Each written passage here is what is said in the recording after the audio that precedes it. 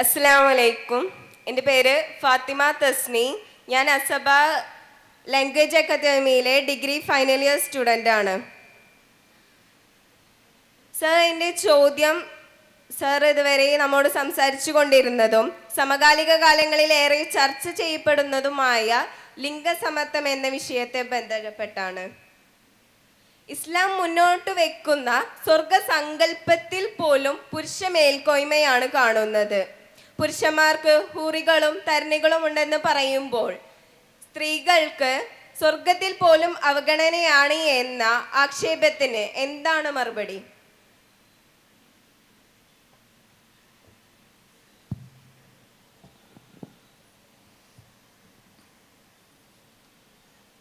ഇവിടെ ലിംഗസമത്വത്തെക്കുറിച്ച് പറഞ്ഞപ്പോൾ സ്വർഗത്തിൽ പോലും പെണ്ണുങ്ങൾക്ക് അവഗണനയാണ്, അവിടെ പുരുഷന്മാർക്ക് ഹൂറികളുള്ളതുപോലെ പെണ്ണുങ്ങൾക്ക് ഹൂറന്മാരൊന്നുമില്ല എന്ന് പറയുന്ന ആളുകളുടെ വിമർശനത്തിനുള്ള മറുപടി എന്താണെന്നാണ്. എന്താണ് മറുപടി എന്ന് സഹോദരി തന്നെയാണ് പറയേണ്ടത്. നമുക്കൊരുപാട് ഹൂറന്മാർ വേണോ സ്വർഗത്തിൽ?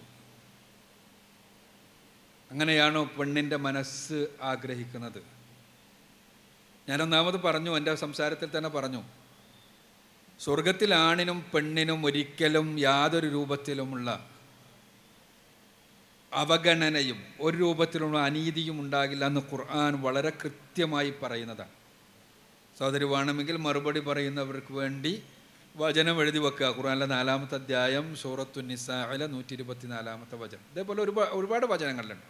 ഞാൻ പറഞ്ഞ ആയത്ത് ഇതാണ്.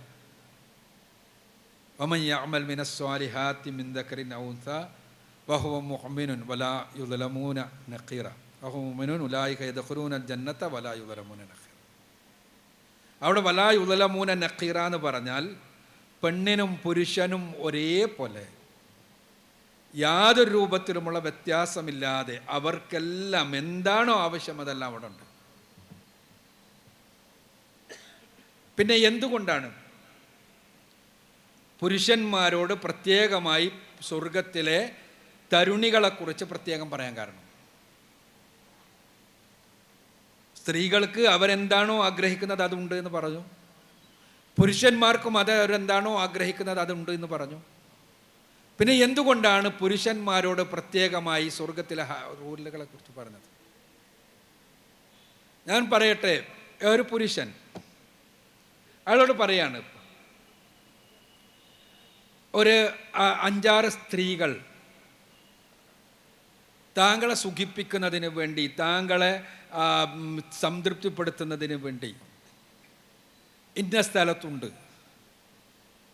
താങ്കൾക്ക് അവിടേക്ക് പോയാൽ അവർ താങ്കളെ എല്ലാവരെയും തൃപ്തിപ്പെടുത്തും എന്ന് പറഞ്ഞാൽ സാധാരണഗതിയിൽ പുരുഷന്മാർ ആകൃഷ്ടരാകും, പുരുഷന്മാർ അങ്ങോട്ട് പോകും. മതപരമായ വിലക്കുകളെല്ലാം വേറെയാണ് കേട്ടോ, അത് ഞാൻ പറയല്ല.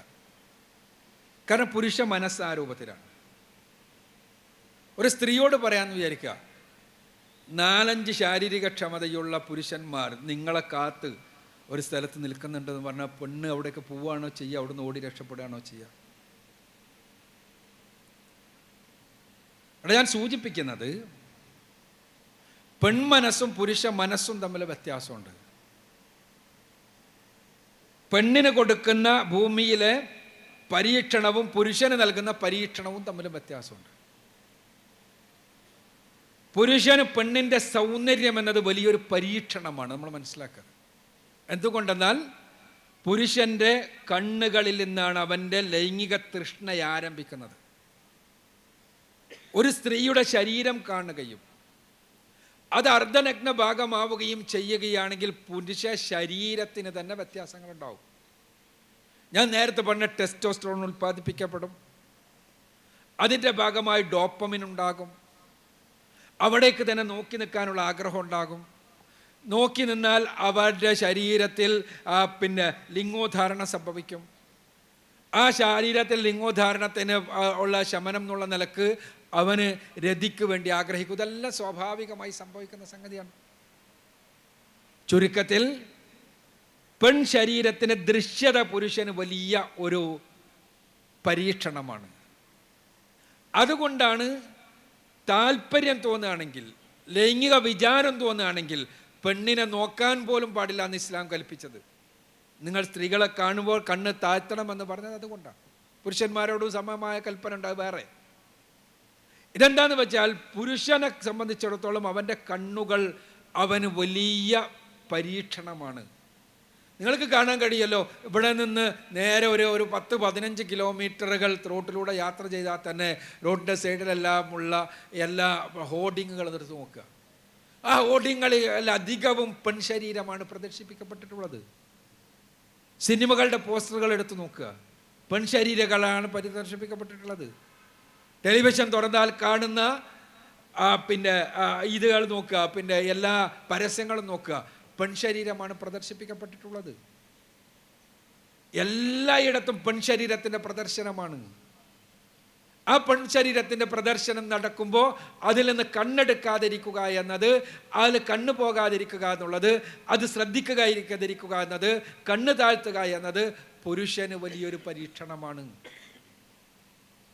പെണ്ണിനത് വലിയ പരീക്ഷണമല്ല. പെണ്ണിനെ സംബന്ധിച്ചിടത്തോളം പുരുഷന് കാഴ്ചയിൽ ഉണ്ടാകുന്നത് പോലെയുള്ള ഒരനുഭവം ഉണ്ടാകുന്നത് പെണ്ണിന് ഇഷ്ടപ്പെട്ട പുരുഷൻ അവളുടെ ശരീരത്തിൽ സ്പർശിക്കുകയോ അവളോട് ശൃംഗരിക്കുകയോ ചെയ്യുമ്പോഴാണ്. ഇഷ്ടപ്പെട്ട പുരുഷൻ എന്നത് അടിവരയിടണം.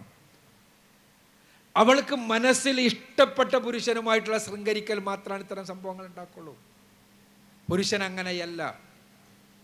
ആ ഇഷ്ടപ്പെട്ട പുരുഷൻ ശൃംഗരിക്കുക എന്ന് പറയുമ്പോൾ, വർത്തമാനം പറയുമ്പോൾ, ആ രൂപത്തിൽ കൊഞ്ചിയുള്ള സംസാരിക്കുമ്പോൾ, ആകർഷകമായി വർത്തമാനം പറയുമ്പോൾ, അവളുടെ ശരീരത്തിലൊന്ന് സ്പർശിക്കുമ്പോൾ, ഇഷ്ടപ്പെടാത്ത പുരുഷനാണ് സ്പർശിക്കുന്നതെങ്കിൽ അവൾക്ക് വെറുപ്പാണ്, ദേഷ്യമാണ്, വിരോധമാണ് തോന്നുക. അതേസമയം ഇഷ്ടപ്പെട്ട പുരുഷനാണ് സ്പർശിക്കുന്നതെങ്കിൽ, ആ രൂപത്തിൽ ഇഷ്ടമായിട്ടാണ് ഞാൻ ഉദ്ദേശിക്കുന്നത്, ലൈംഗികമായുള്ള ഇഷ്ടം തന്നെയാണ് ഉദ്ദേശിക്കുന്നത്. പുരുഷൻ സ്പർശിക്കുമ്പോൾ പുരുഷന് കാഴ്ചയിൽ ഉണ്ടാകുന്നത് പോലെയുള്ള അനുഭവമാണ് അവിടെ ഉണ്ടാവുക. അവിടെയാണ് പെണ്ണിന് കാഴ്ച എന്നത് വലിയൊരു പരീക്ഷണമല്ല. അതുകൊണ്ട് തന്നെ പുരുഷന് ഈ കാഴ്ച നിയന്ത്രിക്കുക എന്നത് വലിയ പരീക്ഷണമായതുകൊണ്ട് പുരുഷനോട് പറഞ്ഞു, നീ കാഴ്ച നിയന്ത്രിക്കുമ്പോൾ, നീ ഇത്തരം സൗന്ദര്യം നോക്കിക്കൊണ്ട് നീ ആസ്വദിക്കാതിരിക്കുമ്പോൾ, ആ ആസ്വദിക്കാതിരിക്കുന്നതിന് തത്തുല്യമായ പ്രതിഫലം നിനക്ക് മരണാനന്തര ജീവിതത്തിൽ സ്വർഗപ്രവേശത്തിലുണ്ട്. ഇവിടെ നീ സഹിക്കുന്നതിന്, ഇവിടെ നീ ക്ഷമിക്കുന്നതിന്, ഇവിടെ നീ പരീക്ഷണത്തിൽ വിജയിച്ചാൽ നിനക്കതിനുള്ള പ്രതിഫലമുണ്ട്. സ്ത്രീയോടോ സ്ത്രീക്ക് എന്താണോ ആവശ്യമുള്ളതുണ്ട് എന്ന് പറഞ്ഞു. അവിടെ എന്താണ് പ്രശ്നം? അവിടെ അനീതിയുടെ പ്രശ്നമല്ല.